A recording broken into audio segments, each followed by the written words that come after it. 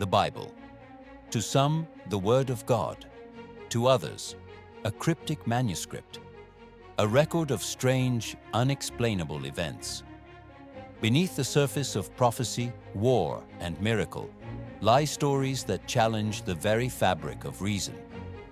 What if these weren't just parables? What if they were eyewitness accounts of encounters with forces far beyond our understanding? Unidentified flying objects, gateways to other dimensions, angels, or beings from distant worlds. In this documentary, we uncover the Bible's hidden mysteries, passages ignored, dismissed as allegory, or deliberately concealed, that may hold secrets from the dawn of time. Brace yourself. You will never see the Bible the same way again.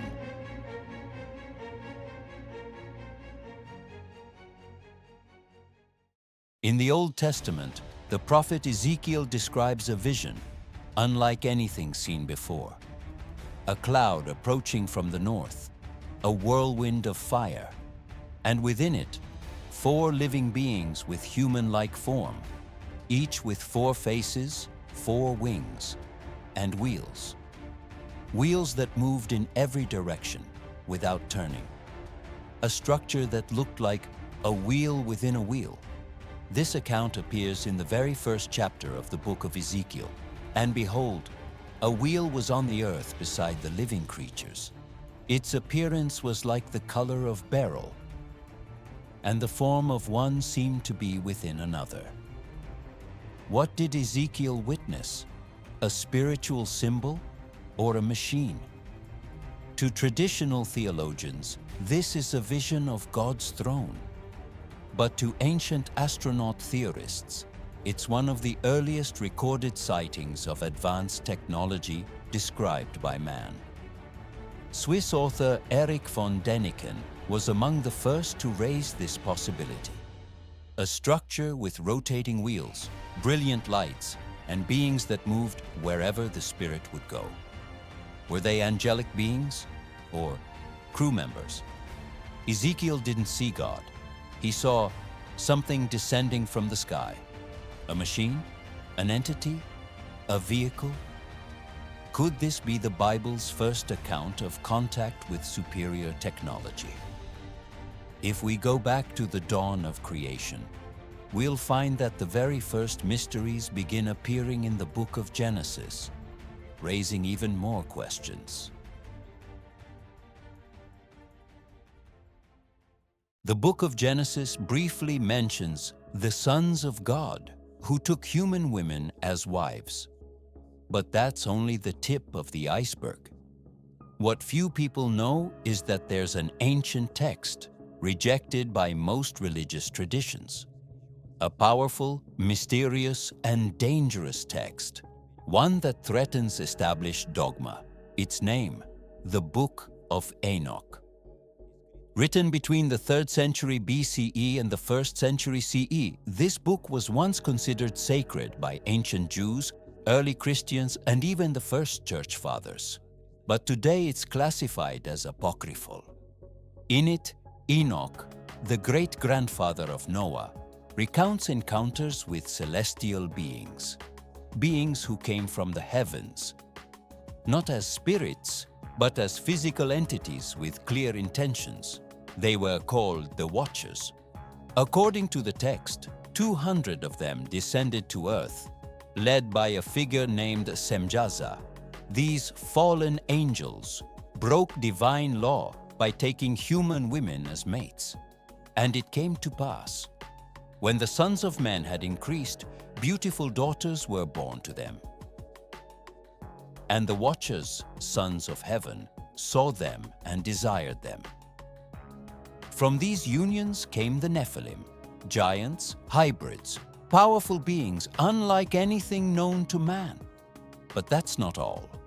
The Watchers taught humans things they were never meant to know. Magic, astrology, metalworking, the crafting of mirrors and weapons. As if humanity had been handed forbidden knowledge, far beyond its time. What Enoch describes sounds less like angels and more like contact with a superior race or an advanced civilization. They came from the sky. They looked human. They flew. They controlled the elements and held the secrets of the universe. And when they were judged, they were imprisoned beneath the earth, locked in chambers deep within the abyss. Bind him hand and foot, and cast him into the darkness, make an opening in the desert, and throw him in. Many scholars dismiss the Book of Enoch as pure mythology. But if so, why was it so influential for centuries and then suddenly banned? Why do its stories echo the legends of the Anunnaki from Sumerian mythology, beings who also came from the heavens and taught mankind? Why do cultures separated by oceans, like the Maya, speak of gods who descended from the sky in fiery discs? Could this be a record of extraterrestrial intervention? Or a primitive account of encounters with time travelers? Or interdimensional beings? Enoch saw the watchers, but what did he really see? And what if advanced technology began shaping history among a people newly freed from slavery? It is one of the most sacred and most mysterious objects in the entire Bible, made of acacia wood, overlaid with gold inside and out, with 2 golden cherubim atop its lid. Its name, the Ark of the Covenant. According to the Book of Exodus, it held the tablets of the 10 Commandments. But its power went far beyond spiritual symbolism. The Ark led the Hebrews through the desert. It emitted terrifying sounds. It struck down enemies, and when touched, it killed instantly. In the 2nd book of Samuel, Uzzah is struck dead the moment he lays hands on it, and Uzzah reached out and took hold of the Ark of God. Then the anger of the Lord burned against him, and God struck him down for this. But why would a sacred object be lethal to the touch?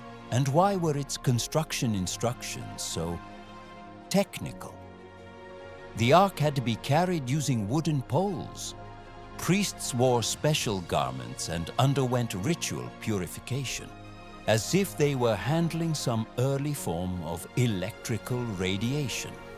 The boldest theory?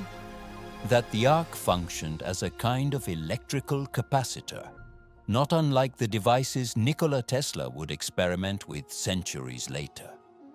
With 2 metallic poles, the golden cherubim, an insulated wooden casing, and energy possibly generated through electromagnetic fields. Was Moses carrying an artifact of high technology, something the Hebrews didn't build, but were given?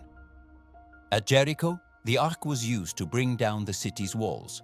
After 7 circuits around the city, followed by blasts of trumpets, the walls collapsed.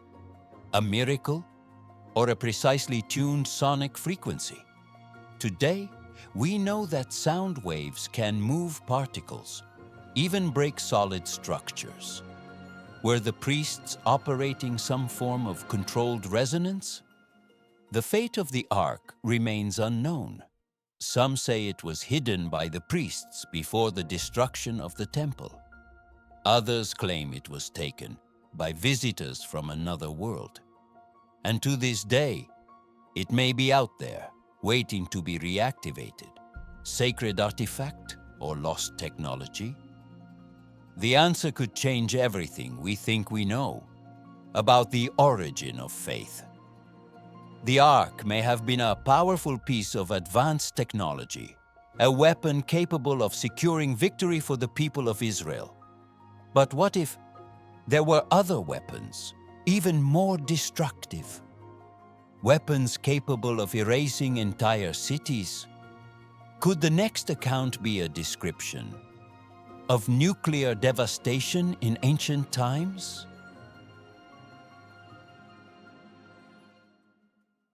A divine warning, total annihilation. Sodom and Gomorrah are remembered as symbols of moral decay. Yet what befell them was far more than spiritual punishment. It was destruction on a monumental scale. The biblical narrative says fire and brimstone rained from the heavens. Everything was consumed. Nothing remained. Then the Lord rained down burning sulfur and fire from the sky on Sodom and Gomorrah. He destroyed those cities, the entire plain, and all who lived there. What kind of event could unleash such devastation? Near the Dead Sea, archaeologists have spent decades excavating Tul el-Hammam, a proposed site for ancient Sodom. What they've uncovered defies conventional archaeology. Soil samples fused into glass, abnormally high salt concentrations, evidence of searing heat on par with a nuclear blast. Some researchers suggest a cosmic catastrophe, an air-bursting meteor like the Tunguska explosion over Siberia in 1908. But others go further. What if the force that obliterated Sodom was not natural, but deliberate? Something or someone chose to erase that region. A weapon? A technology we still struggle to comprehend?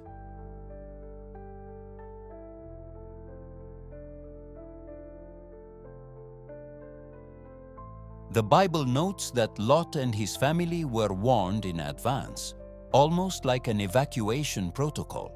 It also says Lot's wife became a pillar of salt when she looked back. A metaphor? Or a primitive description of radiation flash? Dehydrating flesh in seconds. Divine punishment, or the strike of a superior intelligence. The destruction of Sodom and Gomorrah bears the fingerprints of something far more advanced than its era. An energy that descended from the sky, precise, potent, purposeful. A lethal technology capable of wiping cities from the map. And this is not the only instance of high technology hinted at in ancient scripture. Another very different device may have been revealed to one of the Bible's most famous men.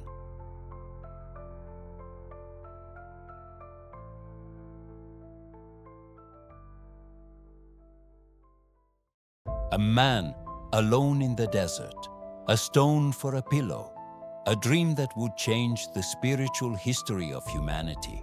Jacob, grandson of Abraham, fell asleep in a place called Bethel and had a vision that defied logic. A ladder stretching from earth to the heavens, and upon it, angels ascending and descending, endlessly. And he dreamed, and behold, a ladder was set upon the earth, and the top of it reached to heaven, and the angels of God were ascending and descending on it. But what if this ladder wasn't a metaphor? What if Jacob saw something real? Ancient advanced civilization theorists suggest that Jacob may have witnessed a form of technology still beyond our comprehension. A dimensional portal, a bridge between realms. After all, why would angels need to ascend and descend, as if moving between different planes of existence?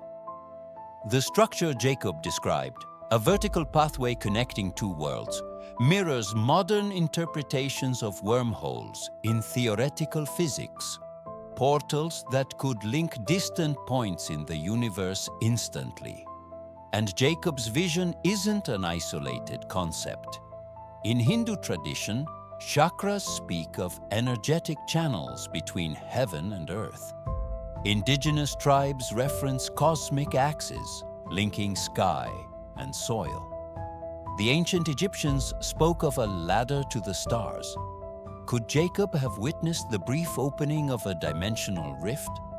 A momentary glimpse of divine or extraterrestrial technology?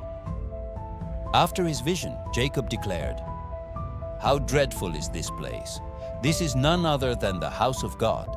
And this is the gate of heaven, a gate to the heavens, a transit station between worlds, a site marked by a non-human presence. And if such a portal existed, What if it wasn't just meant to be seen, but used to travel between dimensions?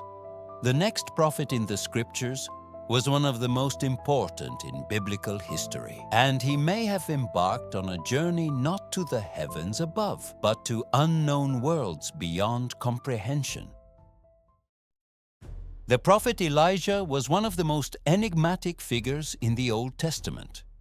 A man who challenged kings, defied priests, and performed miracles. But his departure from this world was even more extraordinary. In 2 Kings chapter 2, the account is clear and astonishing. Elijah did not die. He was taken into the heavens inside a chariot of fire. And behold, a chariot of fire and horses of fire appeared and separated the two of them. And Elijah went up by a whirlwind into heaven. A whirlwind, horses of fire, and a flaming vehicle soaring through the sky. For some scholars, this is a metaphor, the Spirit being lifted to God. But for others, this is a literal eyewitness account, a technological craft described by ancient eyes with ancient words. Could the chariot of fire have been a spacecraft? The horses, its engines or thrusters, and the whirlwind, a vortex of air stirred by liftoff? Elijah's disciple Elisha stood in awe, witnessing it all.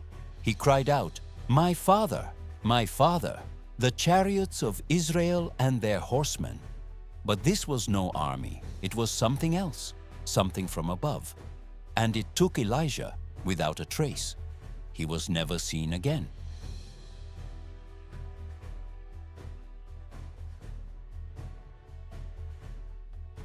This mysterious event echoes other ancient myths.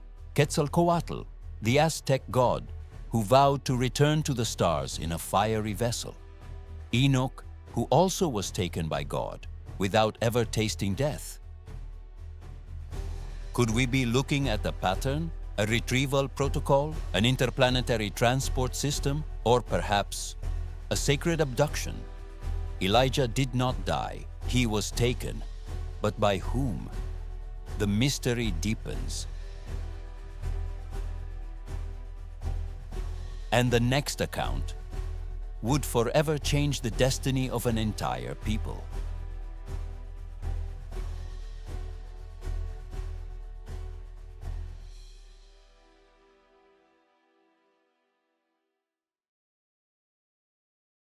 A newly freed people, a solitary leader climbing a sacred mountain, and an encounter that would alter the course of human history. Moses ascends Mount Sinai to meet with God. What follows is one of the most dramatic and supernatural accounts in the entire Bible. And Mount Sinai was altogether in smoke because the Lord descended upon it in fire, and the smoke ascended like the smoke of a furnace, and the whole mountain quaked greatly. But what exactly did Moses witness up there? The mountain smoked. The earth shook. There were thunderclaps, blaring trumpets, and fire. Was this a divine manifestation? Or was Moses describing a colossal spacecraft landing? Many researchers point to the signs: intense tremors, a sign of propulsion systems, smoke, perhaps exhaust gases or atmospheric displacement, trumpet-like sounds, mechanical tones of ignition or activation. Moses remains 40 days and 40 nights on the mountain.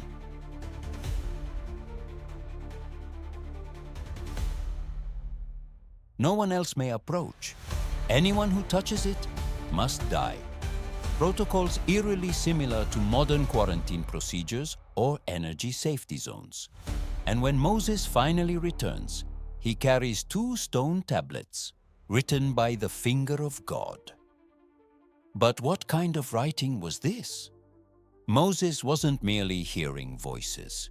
He was interfacing with an intelligence that spoke, instructed, and delivered complex ethical systems far ahead of their time.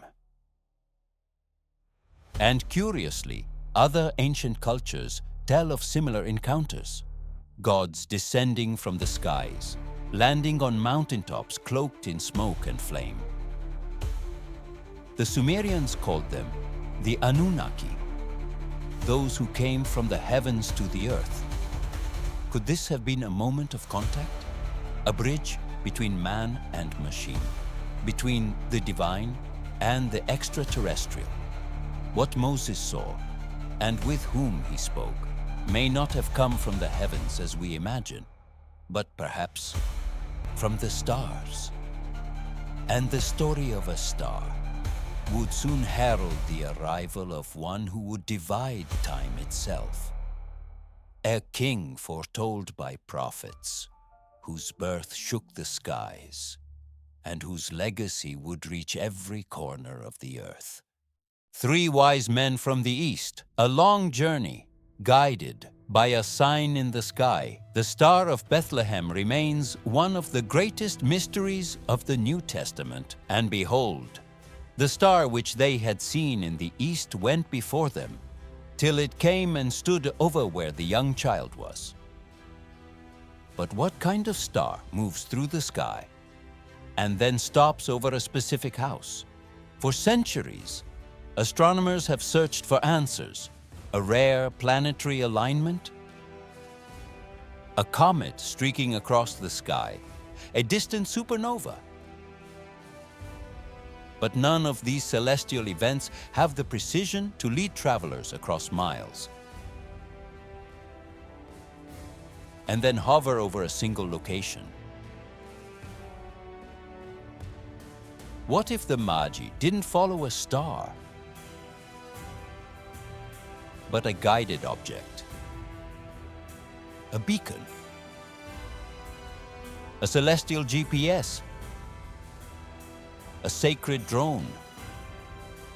Or even an observing craft? The star not only moved, it knew where to stop.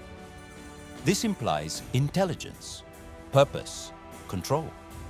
And what if this was not the first time such an object appeared?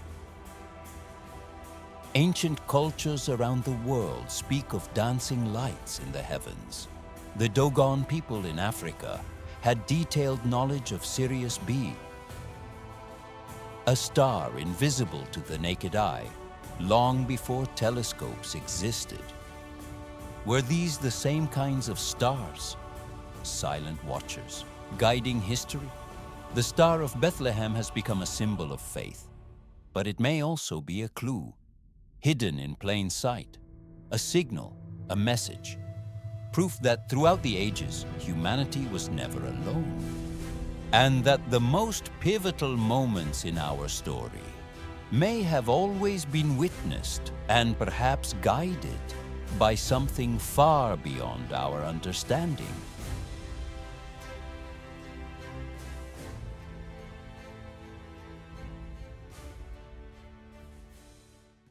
Curiosities of the Bible, or clues to a past far more advanced than we ever imagined? Hidden mysteries? Ships? Gods and lost technologies? You decide what is myth and what might be a forgotten memory. Welcome to the beginning of your journey.